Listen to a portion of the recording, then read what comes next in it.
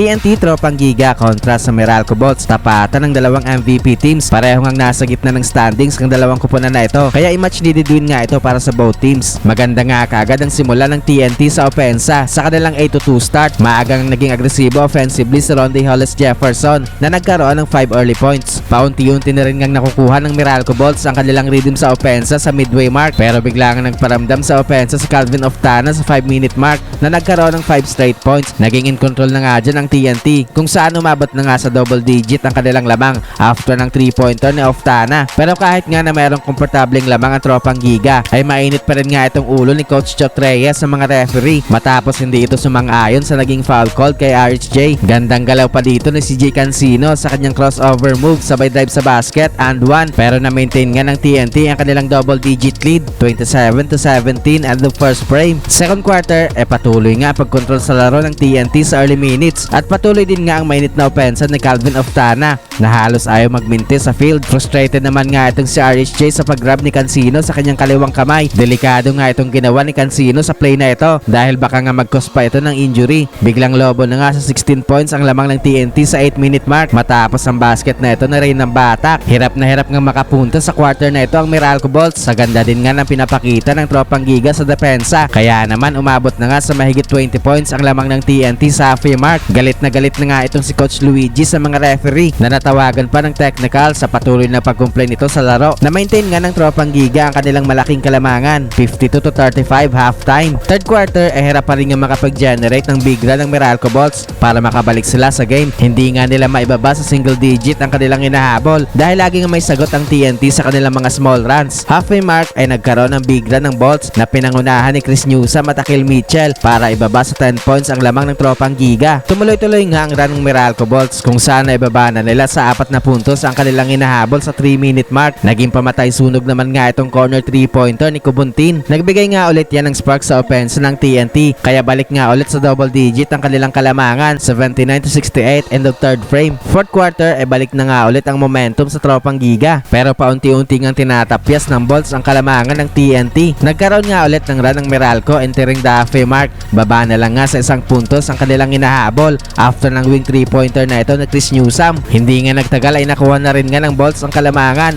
sa naging basket na Bong Quinto pero agad naman nga yung binawi ni Jason Castro sa kanyang 3-pointer. Dikdikan na nga ang labanan sa late minutes. Palitan nga ng baskets ng both teams kung saan madalas nga magtabla ang score. Under 1 minute ay tabla sa 99 ang talaan. Na foul pa si Ronde Hollis Jefferson with 10 seconds remaining. Nasa penalty na nga ang Bolts kaya nabigyan ng dalawang free throw si RHJ. Pareho naman ngang naipasok ni Ronde ang kanyang dalawang bonus shots para magbigay ng 2 puntos na kalamangan sa TNT. Sa last possession ng Meralco ay hindi nga nila naipasok ang kanilang potential game winning 3-point shot kaya panalo nga sa game na ito ang TNT.